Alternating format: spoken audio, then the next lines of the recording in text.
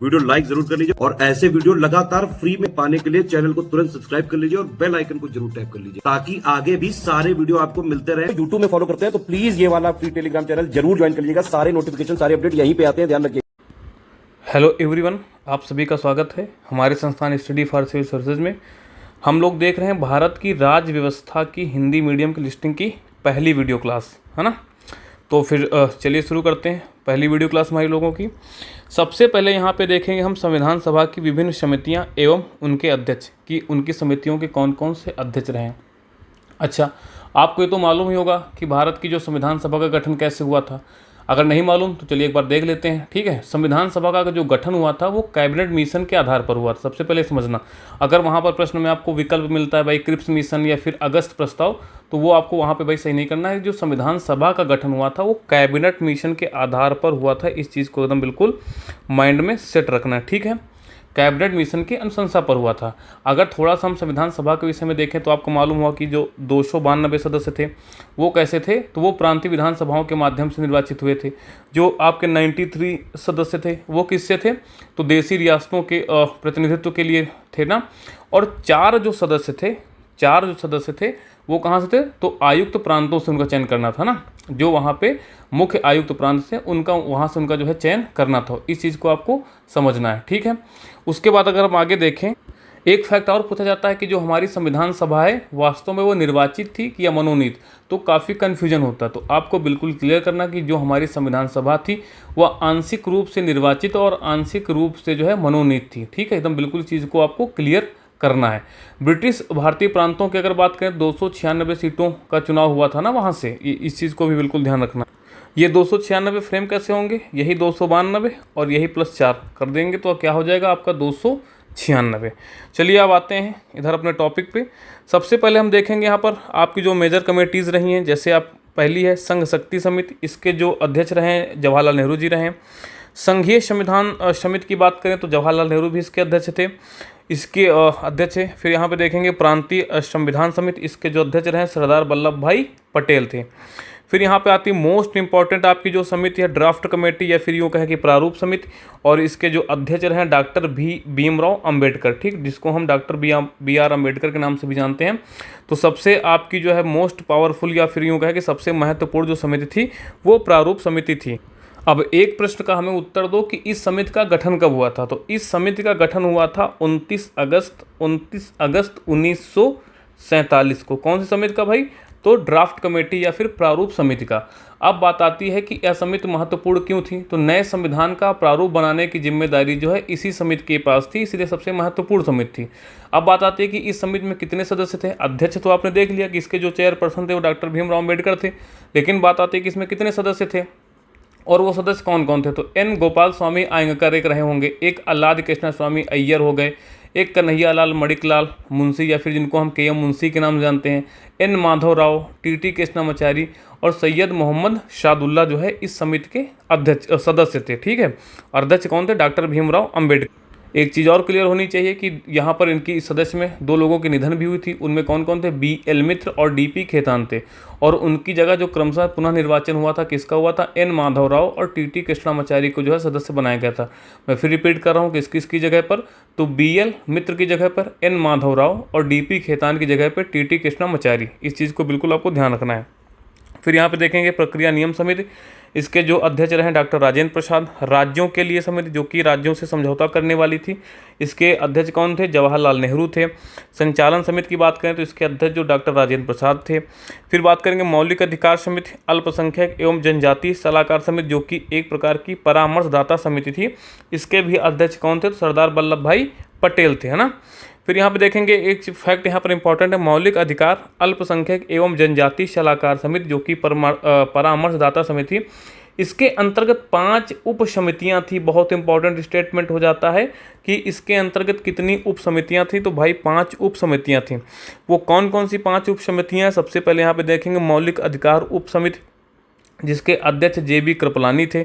यहाँ बड़ा कन्फ्यूजन हो जाता है कि मौलिक अधिकार समिति के अध्यक्ष कौन थे या फिर मौलिक अधिकार उप समिति। तो यहाँ पर बिल्कुल क्लियर करना कि ये उप समिति थी, है ना। काफ़ी लेकर के कन्फ्यूजन रहता है JB कृपलानी और सरदार वल्लभ भाई पटेल। देखो यहाँ पर क्या है, सरदार वल्लभ भाई पटेल। तो ये क्या है, आपकी मौलिक अधिकार समिति है ना, और जो यहाँ पर है ये क्या है, मौलिक अधिकार उप समिति है। थोड़ा सा अगर आप ध्यान नहीं देंगे तो फिर आप गलती कर बैठेंगे। फिर यहाँ पे देखेंगे अल्पसंख्यक उप समिति, इसके अध्यक्ष कौन थे, HC मुखर्जी। फिर पूर्वोत्तर जनजातीय क्षेत्र जिसमें असम को छोड़ करके इस उप समिति के जो अध्यक्ष रहे गोपीनाथ बारदोलोई। ठीक, छोड़े गए एवं आंशिक रूप से छोड़े गए असम में सिंचित क्षेत्र को छोड़कर जैसी उप समिति थी, इसके अध्यक्ष कौन थे, AB ठक्कर। फिर उत्तर पश्चिम फ्रंटियर जनजाति क्षेत्र उप समिति के अध्यक्ष कौन है, तो इनका नाम यहाँ पर भाई ज्ञात नहीं है, तो आपको यहाँ पर नहीं दिया जा रहा, उतना ही महत्वपूर्ण भी नहीं है। मौलिक अधिकार उप समिति और मौलिक अधिकार समिति, इन दोनों को बिल्कुल इग्नोर नहीं करना। अब यहाँ पे देखेंगे थोड़ा सा माइनर कमेटीज़ के विषय में। जैसे सबसे पहले आपके वित्त एवं कर्मचारी स्टाफ समिति, डॉक्टर राजेंद्र प्रसाद। ठीक है, फिर यहाँ पर देखेंगे आपके कौन सी, क्रेसिडेंशियल यानी कि प्रत्यायक समिति, इसके जो अध्यक्ष रहे कौन से, अल्लाद कृष्ण स्वामी अय्यर।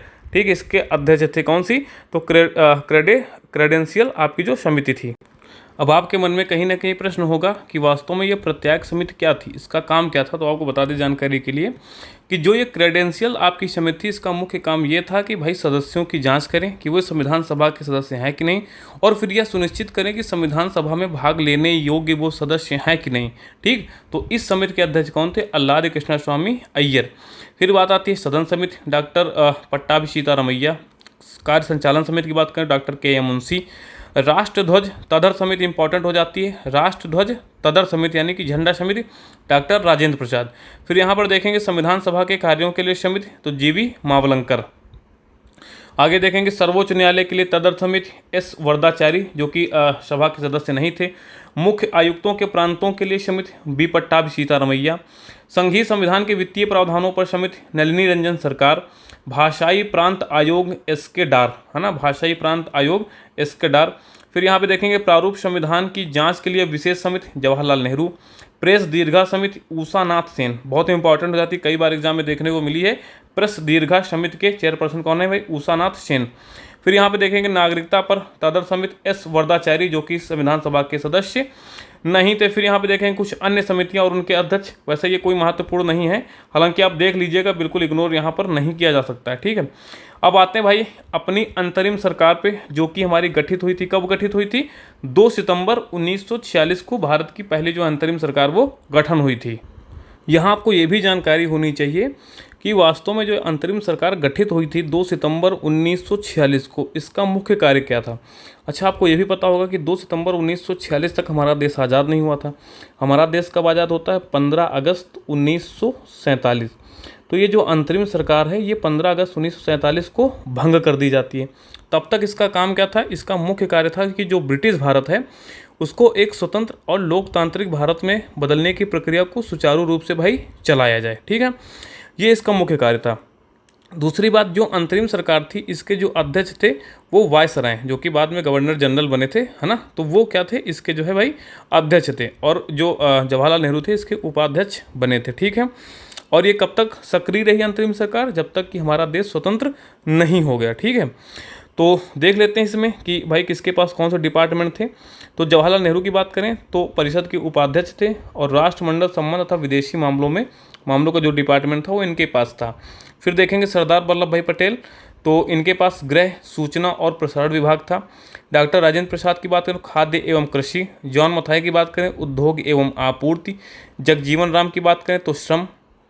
सरदार बलदेव सिंह रक्षा का जो रक्षा संबंधित विभाग था। CH भाभा कार्य, खनन एवं ऊर्जा वाला। लियाकत अली की बात करें तो फाइनेंस डिपार्टमेंट। अब्दुल रफ निस्तार की बात करें डाक एवं जो वायु से रिलेटेड डिपार्टमेंट था वो इनके पास था ना। आसफ अली की बात करें तो रेलवे एवं परिवहन। C राजगोपालाचारी शिक्षा एवं कला। I चुंदरीगर वाणिज्य जो कमर्शियल आपका डिपार्टमेंट था। गजनफर अली खान की बात करें तो हेल्थ वाला डिपार्टमेंट था। जोगेंद्र नाथ मंडल के पास जो है आपका विधि वाला था। यहाँ से प्रश्न भी बनते हैं। ठीक है, तो सुमेलित करने वाले प्रश्न यहाँ से फ्रेम होते हैं। तो इन लोगों का और कन्फ्यूजन नहीं होना चाहिए कि 15 अगस्त के बाद जो बनी थी स्वतंत्र भारत का पहला मंत्रिमंडल गठित हुआ था, तो उन डिपार्टमेंटों और इन डिपार्टमेंटों में से किसी भी प्रकार का कन्फ्यूजन आपको नहीं होना चाहिए ना। फिर देखेंगे यहाँ पर स्वतंत्र भारत का पहला मंत्रिमंडल जो कि 1947 में गठित हुआ था, जिसमें प्रधानमंत्री के तौर पर पंडित जवाहरलाल नेहरू ही थे और इनके पास राष्ट्रमंडल और विदेशी मामले दोनों में था। और वैज्ञानिक शोध यहाँ पर जो एक्स्ट्रा आपका ऐड हो जाता है। यहाँ देखेंगे सरदार वल्लभ भाई की पटेल की बात करें तो गृह मंत्रालय अभी भी था, पहले भी था, सूचना प्रसारण पहले भी था, अभी भी है, राज्यों के मामले भी थे ना। डॉक्टर राजेंद्र प्रसाद के पास खाद्य एवं कृषि, और पहले शिक्षा वाला किसके पास था, सी राजगोपालाचारी के पास। अब आता है किसके बाद, स्वतंत्र भारत के पहले शिक्षा मंत्री कौन हुए हैं, तो मौलाना अबुल कलाम आज़ाद। ठीक है, मौलाना अबुल कलाम आज़ाद।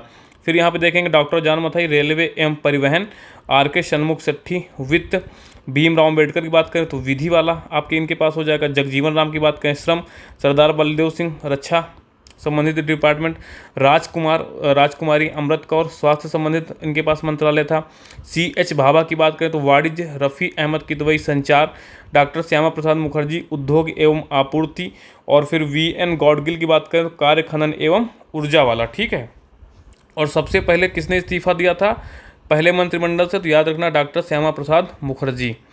आगे देखेंगे भारतीय संविधान के प्रमुख स्रोत कौन कौन से रहे हैं, यानी कि किस देश से लेकर के हमने संविधान का अपने गठन किया है, क्योंकि हमारे संविधान में कई देशों के जो है क्या होते हैं कि भाई कई देशों की आइडियोलॉजी देखने को मिलती है, जो हमें सबसे बेस्ट लगी वो हमने अडॉप्ट किया है ना। हालांकि ये तो सच है कि हमने अडॉप्ट किया है, लेकिन जो सबसे बेस्ट है यही है कि भाई आज हमारे संविधान को लागू इतने दिन हो गए, लेकिन किसी भी प्रकार का जो है एक संवैधानिक संकट अभी तक देश में उत्पन्न नहीं हुआ है ना। तो ये चीज़ दिखाता है कहीं ना कहीं हमारा संविधान एक सफल संविधान है। ऑस्ट्रेलिया के संविधान की बात करें तो यहाँ के जो प्रमुख स्रोत रहे हैं, जैसे सम्मति सूची, भाई वो सूची जिसमें केंद्र और राज्य दोनों जो है कानून बना सकते हैं। फिर यहाँ पे देखेंगे व्यापार, वाणिज्य और समागम की स्वतंत्रता, संसद के दोनों सदनों की संयुक्त बैठक आपको मालूम होगा किस अनुच्छेद में होती है भाई, 108। फिर यहाँ पे देखेंगे जर्मनी का वाइमर संविधान, तो आपातकाल के समय जो मूल अधिकारों का स्थगन होता है वो कहाँ से लिया गया है, तो जर्मनी के वाइमर संविधान से। फिर यहाँ पे देखेंगे सोवियत संघ का संविधान, वहाँ से आपके जो मूल कर्तव्य हैं, ठीक, और प्रस्तावना में जो सामाजिक, आर्थिक एवं राजनीतिक जो आदर्श हैं वो समाहित किए गए हैं कहाँ से, तो सोवियत संघ के संविधान से, और मूल कर्तव्य। ठीक है, फ्रांस के संविधान की बात करें तो गणतंत्रात्मक, एक बहुत ही अच्छा आपका यह फिर कहें कि बहुत गहन शब्द है गणतंत्रात्मक। तो वास्तव में क्या अर्थ होता है गणतंत्रात्मक, भारत का जो प्रमुख होगा उसका निर्वाचन होगा, ना कि वंशानुगत होगा। ठीक है, तो इसका तात्पर्य यह होगा कि जो भारत है वो गणतंत्रात्मक आपका एक देश है। प्रस्तावना में स्वतंत्रता, क्षमता और बंधुता का जो आदर्श है। दक्षिण अफ्रीका के संविधान की बात करें तो संविधान में संशोधन की प्रक्रिया किस में दी गई है, तो अनुच्छेद 368 में है ना, 368 में, और राज्यसभा के सदस्यों का निर्वाचन।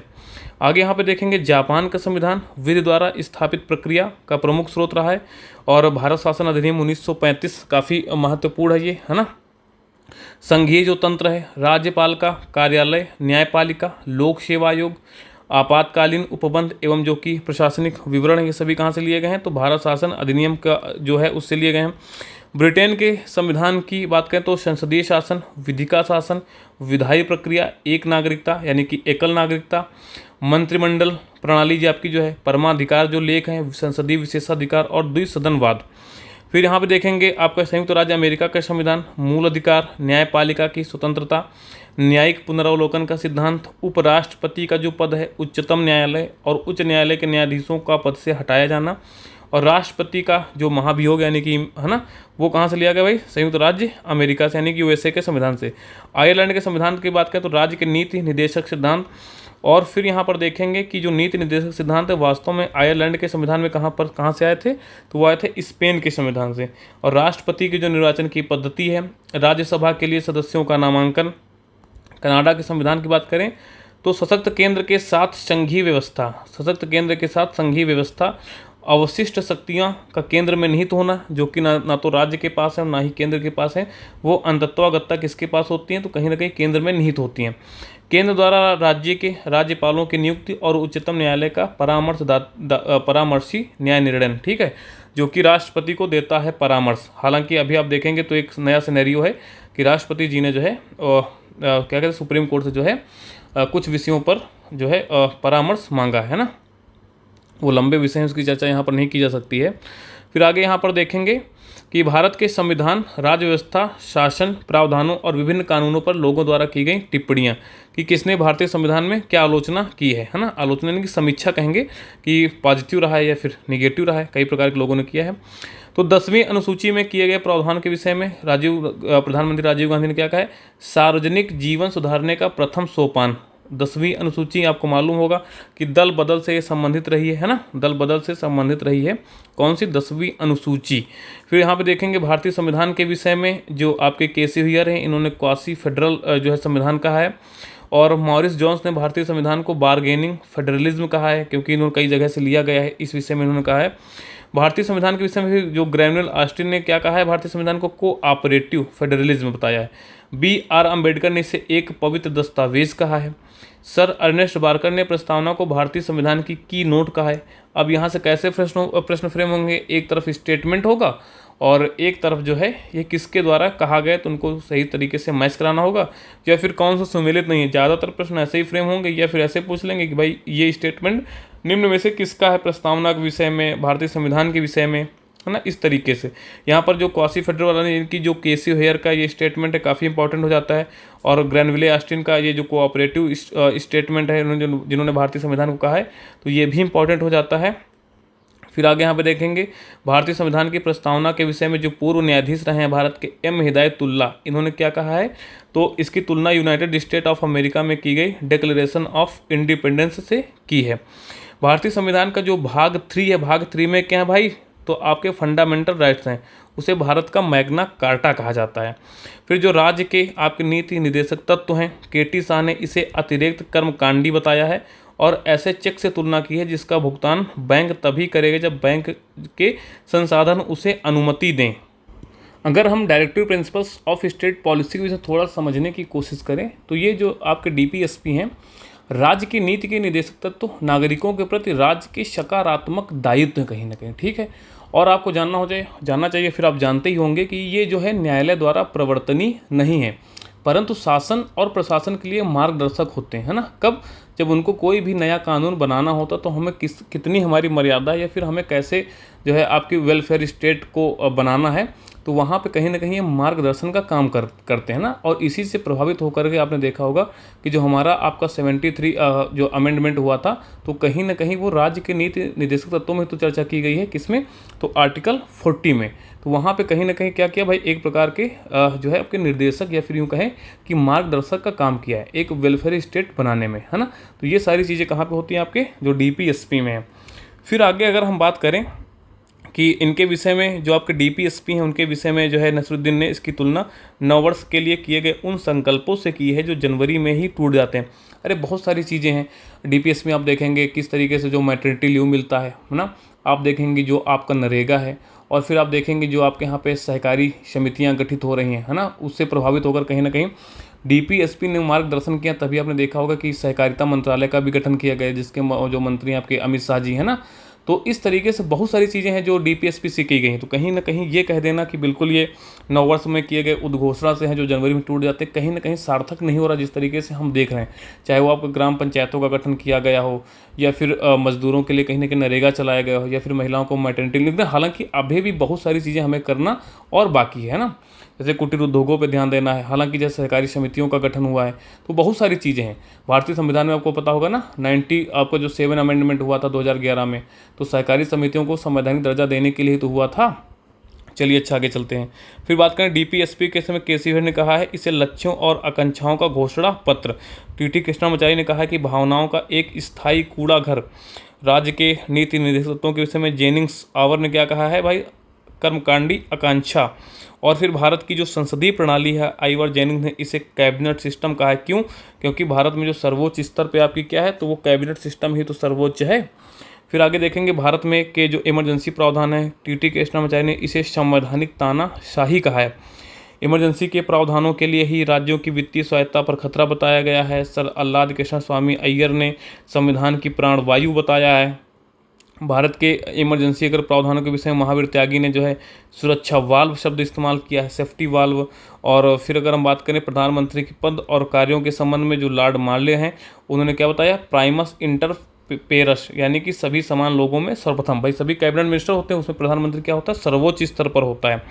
प्रधानमंत्री के पद और कार्यों का विवरण के विषय में जो है सर विलियम वर्नर हरकोर्ट ने क्या बताया है, प्रधानमंत्री की तुलना तारों के बीच चंद्रमा से की है, जो कि बिल्कुल सही है ना। अगर इसकी समीक्षा की जाए तो वास्तव में वही चीज़ है।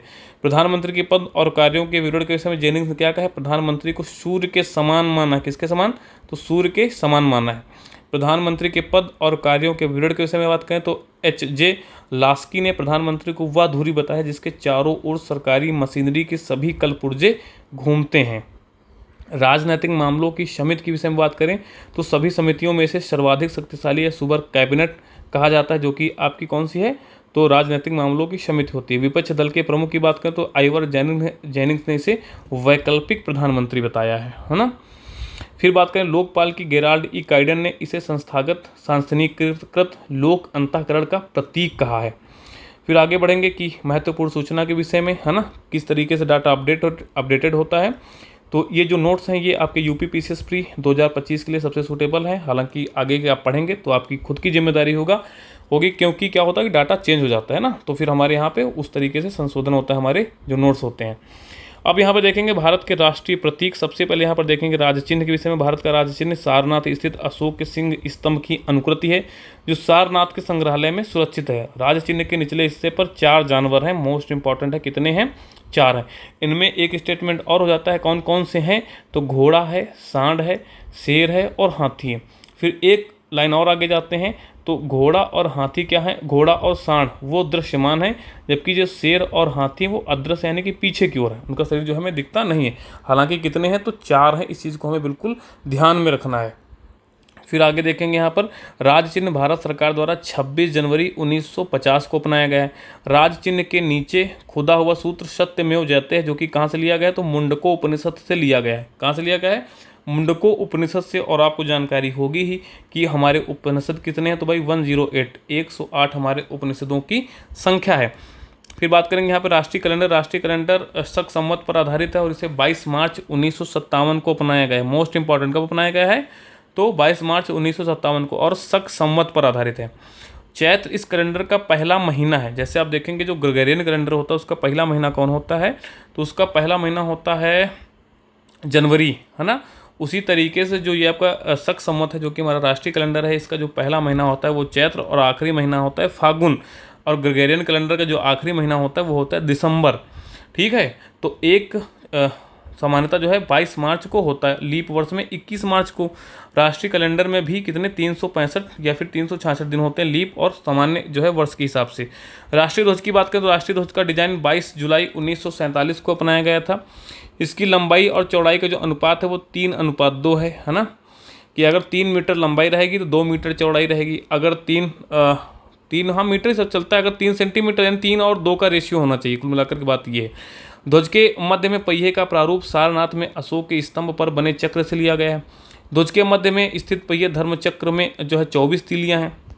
राष्ट्रीय ध्वज का प्रदर्शन ध्वज संहिता 2002 द्वारा नियंत्रित है, जो 26 जनवरी 2002 से लागू है।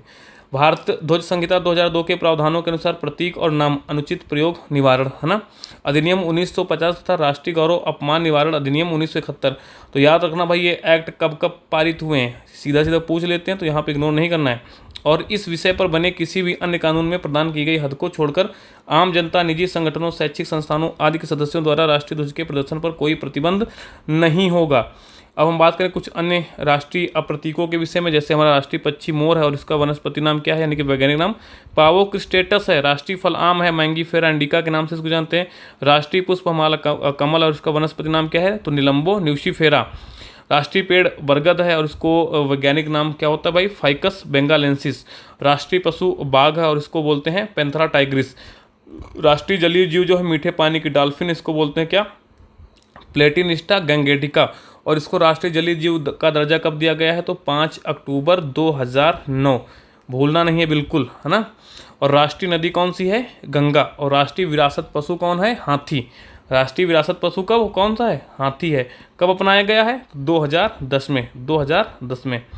आगे यहाँ पे देखेंगे भारत के राष्ट्रगान जन गण मन से संबंधित कुछ महत्वपूर्ण तथ्य। आपका राष्ट्रगान हमारा क्या है, तो जन गण मन है। रचयिता इसके कौन है, तो यह गीत मूलतः भारत के प्रथम नोबेल पुरस्कार विजेता रविन्द्रनाथ टैगोर द्वारा 11 दिसंबर 1911 को बंगाली में भारतो भाग्यो विधाता के रूप में रचा गया था। प्रथम गायन इसका कब हुआ था, कांग्रेस का जो आपका 1911 का अधिवेशन हुआ था कलकत्ता में, उसमें इसका जो पहली बार गायन हुआ था।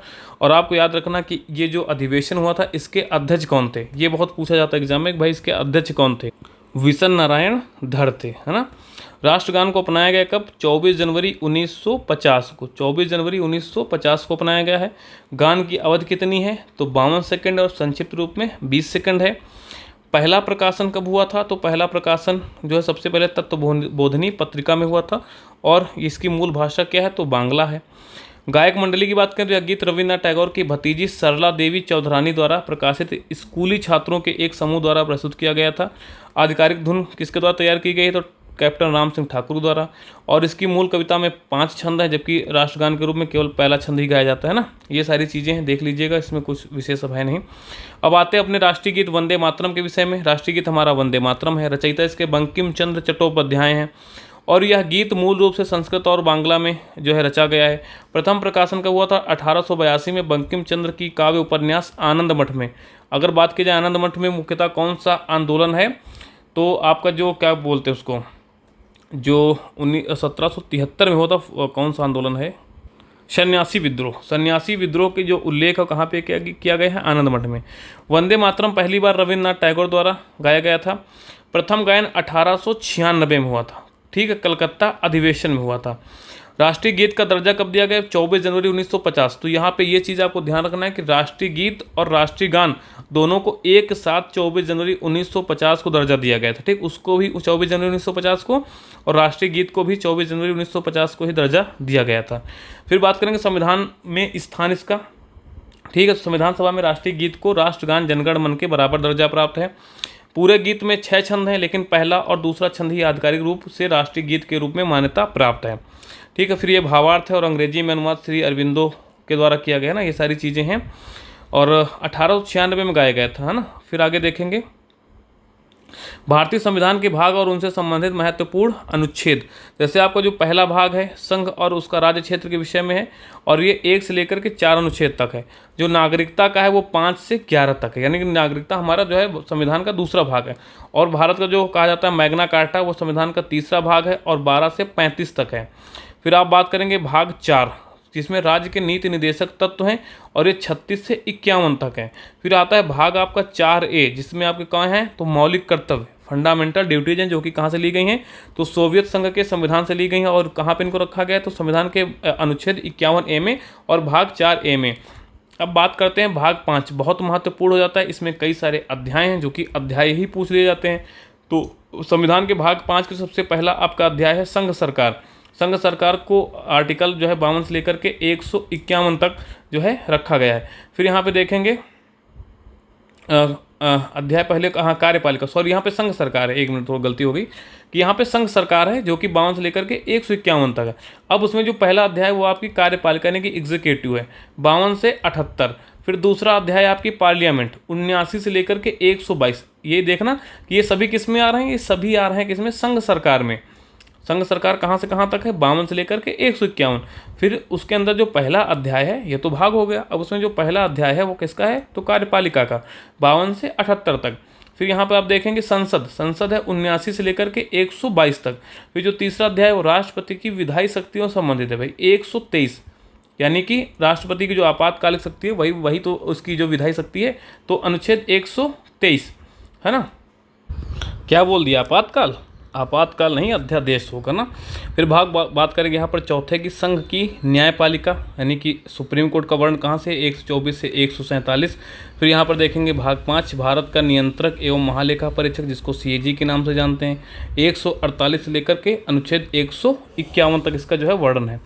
फिर यहाँ पर देखेंगे आपका भाग 6 जो कि राज्य सरकारों से संबंधित है, 152 से लेकर के 237 तक इसका वर्णन है। यहाँ पे देखेंगे अध्याय 1 जो कि बिल्कुल साधारण है, यानी कि परिभाषा वगैरह कहाँ पे दी हुई है, अनुच्छेद 152 में।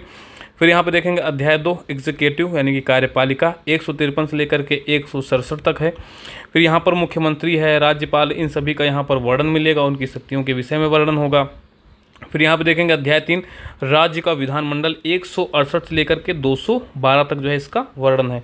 फिर यहाँ पे देखेंगे अध्याय 4 राज्यपाल की जो विधायी शक्तियाँ हैं यानी कि अध्यादेश जारी करने की शक्ति जो है आपका अनुच्छेद 223। फिर यहाँ पे देखेंगे अध्याय 5 राज्यों के उच्च न्यायालय के विषय में वर्णन, हाई कोर्ट्स के विषय में वर्णन कहाँ पर, तो 214 से लेकर के 232। फिर यहाँ पर देखेंगे अधीनस्थ न्यायालय अनुच्छेद 233 से 237। फिर यहाँ पर भाग 7 जो कि निरस्त है और ये आर्टिकल कौन सा है, 238। फिर यहाँ पे देखेंगे संघ राज्य क्षेत्र यानी कि आपके जो केंद्र शासित प्रदेश होते हैं कहाँ पर 239 से लेकर के 242 तक वर्णन है। फिर भाग 9 पंचायतों संबंधित है 243 से 243 ओ, ठीक कहाँ पर 243 से 243 ओ। अगर हम बात करें भाग 9A नगर पालिकाएँ 243 पी से 243 ZG, इनको ऐसे ही याद करना है एज इट इज़, ये नहीं कि 243 में हाँ ठीक पंचायतें, ऐसे नहीं, 243 से 243 ओ बिल्कुल एग्जैक्ट ऐसे याद करना है, ठीक है। फिर नगर पालिकाएँ कहाँ पर होंगी 243 पी से 243 ZG। फिर यहाँ पर बात करेंगे भाग 9B सहकारी समितियाँ 243 ZH से 243 ZT, एकदम बिल्कुल एग्जैक्ट 243 ZH से लेकर के 243 ZT तक जो है इसका वर्णन है ना। ये कौन सा है आपका भाग 9B। और एक कब जोड़ा गया था, तो आपको याद होना चाहिए 97 जो कॉन्स्टिट्यूशनल अमेंडमेंट हुआ था, कब हुआ था, 2011 में, उसके तहत जो है ये चीज़ जोड़ी गई थी। भाग 10 बात करें अनुसूचित जाति और जनजातीय क्षेत्र 244 से 244A। फिर संघ और राज्यों के बीच संबंध, संघ और राज्यों के क्षेत्र के बीच संबंध, ये भाग 11 में है, भाग 11 में, ठीक, 245 से 263। और उसके तहत जो पहला जो अध्याय है वो दिखाता है आपको कौन से विधायी संबंध यानी कि 245 से 255। और फिर जो अध्याय दूसरा है वो प्रशासनिक संबंधों से संबंधित है 256 से 263। फिर यहाँ पर आगे देखेंगे भाग 12 जो कि वित्त, संपत्ति, संविदाएं और वाद से संबंधित है 264 से आपका 300A तक है, ठीक है। फिर यहाँ पर देखेंगे इसके तहत जो अध्याय पहला है वो वित्त से संबंधित 264 से 291 है। फिर अध्याय 2 वो ऋण से संबंधित है 292 से 293। और फिर आपका जो अध्याय 3 है वो संपत्ति, संविदाएं, अधिकार, बाध्यताएं और वाद संबंधित है 294 से 300।